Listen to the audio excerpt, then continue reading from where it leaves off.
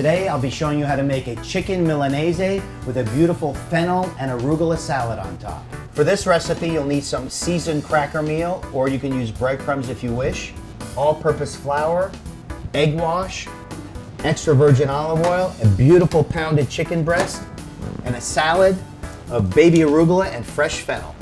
In a heated saute pan, you want to coat the bottom with some extra virgin olive oil.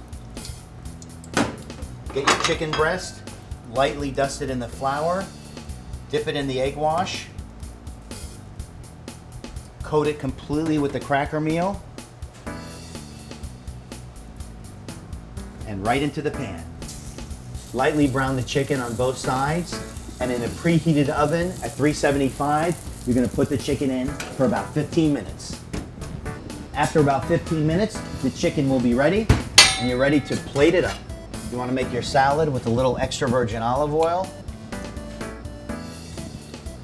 a sprinkling of salt, and jazz it up with a little fresh lemon. A light mix, and on top of your chicken. Buon appetito.